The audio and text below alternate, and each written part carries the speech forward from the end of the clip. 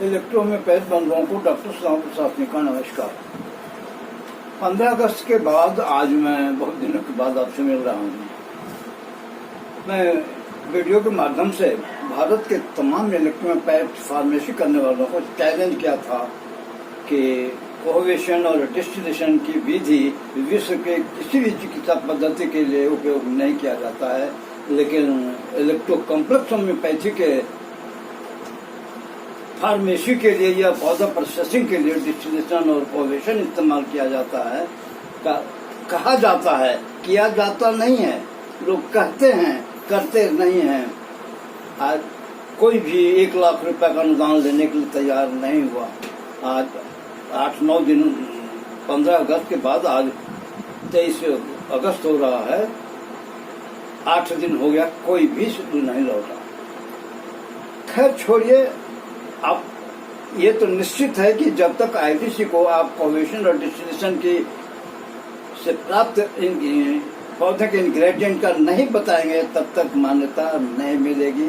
छद्म विज्ञान की तरह आईडीसी मानता रहेगा। और आईडीसी कह चुका है कि इलेक्ट्रो कॉम्प्लेक्स होम्योपैथी के पास कोई भी साइंटिफिक लिटरेचर नहीं है। आज मैं उसी थियोडोक्रस की बात एक नुस्खा के विषय में बताने जा रहा हूँ। थियोडोक्रस का एक नुस्खा था या है, आप लोग इस्तेमाल करते हैं, लेकिन कैसे काम करता है कोई नहीं जानता। सो मैकेनिज्म कोई नहीं जानता है। वो नुस्खा है S1 लिम्फोन और A3, जिसको मिलाकर उसने लिम्फ 2 कहा था। मैं भी कहता हूँ लिम्फ 2 बड़ा कारगर औषधि है, लेकिन उसके मैकेनिज्म को आप जानेंगे तब ना।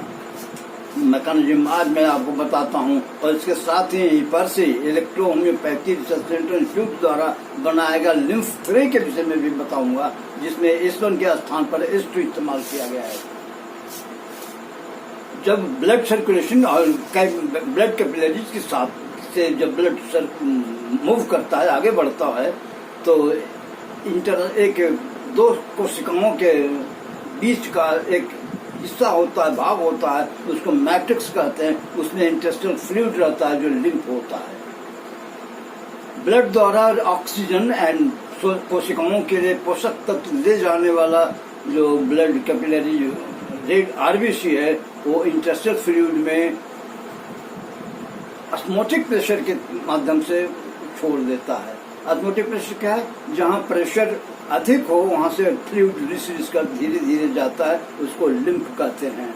ब्लड यहाँ लिम्फ में चेंज हो जाता है, और वह लिम्फ इंटेस्टिनल फ्लूइड में मिलकर सेल के में जाने वाले पदार्थों को, गैस को और न्यूट्रिशन को सेल में जाने देता है। और सेल द्वारा उपयोग किया हुआ गैस जो कार्बन डाइऑक्साइड बन चुका होता है, और उसके जो शिष्ट पदार्थ हैं और शिष्ट हैं या वर्ज्य पदार्थ हैं, वो इंटेस्टिनल फ्लूइड में आ जाता है, और वहाँ से ब्लड का वेन, ब्लड कैपिलरीज का वेन वहाँ से कैरी करके आगे बढ़ता है।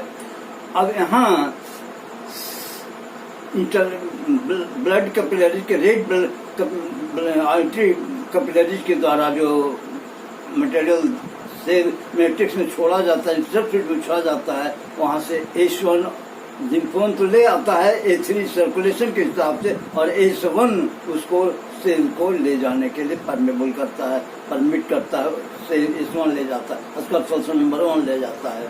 और कोशिकाओं द्वारा छोड़े गए जो पदार्थ होते हैं इंटेस्टिनल फ्लूइड में, जो गैस कार्बन डाइऑक्साइड और वर्ज्य पदार्थ जो शरीर से बाहर निकल जाना चाहिए, सिस्टम से निकल जाना चाहिए, वहाँ से S2 ब्लड वेनल कैपिलरीज के माध्यम से लेकर आगे बढ़ता है, और किडनी में, फेफड़ा में और हमारे एनल एक्सक्रीटरी सिस्टम की ओर ले जाता है। एक्सक्रीटरी सिस्टम में आपका रेस्पिरेटरी सिस्टम भी आता है, स्किन सिस्टम भी आता है, और किडनी यूरिनरी सिस्टम आता है, वहाँ S2 ले जाता है।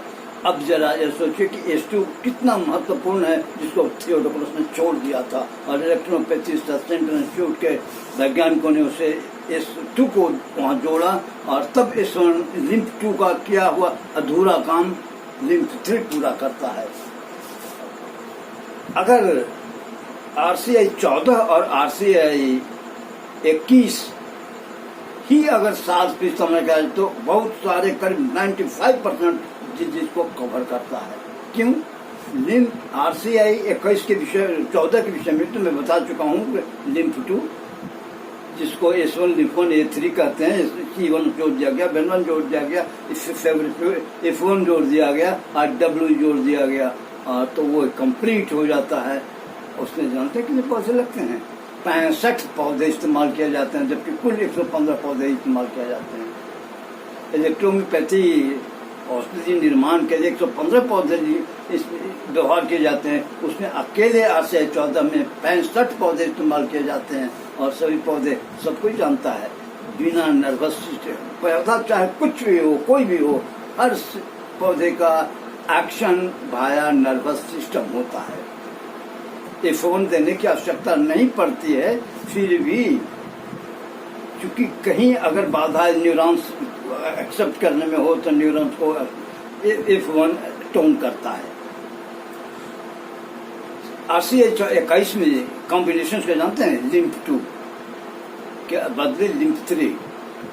लिम्फ 3 में है S1 lymph 1 S2 lymph 1 A3, C11 S5 C5 A2 lymph 1 और C लॉर्ड C15 जिसको थियोडोक्रॉस ने 8 पर रख करके आप लोगों को ब्रह्म में डाल दिया S2 C10 F1। वो 15 का स्थान है होना चाहिए, 15 का स्थान पर वास्तविक होना चाहिए। उसको C10 के पहले रख दिया और C8 में C10 मिला दिया। मतलब बताइए, जिसका निर्माण नहीं हुआ हो C8 पहले कैसे आ सकता है? इसलिए निश्चित है कि थियोडोक्रॉस ने C8 पहले बनाया, बाद में बनाया है। जब तो मेडिसिन बन गई है तब उसको बनाया है और उसको 15 के बदले 8 पर रख दिया है इंस्टीट्यूट ने उसको। मैं अपनी किताब में फार्माकोपिया का जो चौथा वॉल्यूम है उसमें 15 पर रखा है और सबको सुधार कर रखा है। अब आप समझ गए होंगे कि एक्चुअली S2 मैट्रिक्स से पौधों गैस और न्यूट्रिशन को ले जाने वाला लिम्फ 2 काम करता है, जिसमें लिम्फ 1 A3 S1 है। और मैट्रिक्स से सेल द्वारा छोड़े गए जो गैस और वर्ज्य पदार्थ हैं उसको वहां से लिम्फ 3 लेकर बढ़ता है। बिना लिम्फ 3 और A2 लिम्फ 2 और A3 को अगर मिला जाए तो मेटाबॉलिक और डाइजेस्टिव सिस्टम या सेल लेवल का जितने भी मेटाबॉलिक प्रोसेस हैं सब पूरे हो जाते हैं। यही मैं आप आज को बताना चाहता था। अगले एपिसोड में मैं आपको लिकोडर्मा के विषय में बताऊंगा कि लिकोडर्मा का मैकेनिज्म क्या है। व्हाइट लिकोडर्मा जिसको वो सफेद दाग कहते हैं उसका मैकेनिज्म बताऊंगा। एक देसी पौधा के विषय में बताऊंगा, वह सोरालिया कॉर्डिफोलिया जिसको बाबूची कहते हैं हिंदी में, पर उसका नाम बाबूची है। सोरालिया बाबूची तेल और बाबूची का टिंचर, पौधों का टिंचर अगर इलेक्ट्रोपैथी के साथ जोड़ दिया जाए, जिसको हमने भारतीय वनस्पति एंड इलेक्ट्रोपैथी की फार्माकोपिया फार्मेसी को अपना कर में देसी पौधों का इस्तेमाल किया है, 195 पौधों का, और सबका नाम हमने दिया और वो भी हमने 32 ही औषधि रखा है और उसका नाम एस ग्रुप, चूंकि एस फॉर स्वदेशी है वहाँ, S1 S2 S3 S12 32 तक हमने बनाया और इस्तेमाल किया है। उसमें कुछ ऐसे नुस्खे हुए हैं जो सर्जरी को हटा दे, बस सर्जरी की आवश्यकता नहीं पड़ती। 14 साल का लड़का है, जिस समय ये 2.5 साल का 3 साल का था, उसमें आ रहा तक था, सिर्फ उसमें ढुक जाता है। 2.5-3 साल का था उस समय इसको अपेंडिसाइटिस हुआ था और सर्जन ने कहा कि अभी छोटा बच्चा है, बड़ा होने दीजिए, तब मैं इसका ऑपरेशन करके अपेंडिक्स हटा दूंगा। तो उसने कहा कि थोड़ा बड़ा होने दीजिए। थोड़ा बड़ा होने में मैंने RCI 19 बनाया और इसको दिया। आज एक लड़का 14 साल का हो गया, आज तक अपेंडिसाइटिस को नहीं हुआ। सर्जरी को भी इलेक्ट्रोपैथिक टाल देता है, ओमिट कर देता है, सर्जरी के ठीक हो जाते हैं। बस शर्त है कि औषधियाँ स्टैंडर्ड होनी चाहिए, फार्मूला से बनी हुई चाहिए और सही पौधों से सही अनुपात में बनी हुई होनी चाहिए। एक ग्रेड का इलेक्ट्रोपैथी है। इलेक्ट्रोपैथी सभी चिकित्सा पद्धति मेडिकल साइंस में क्रांति है और शाश्वत है।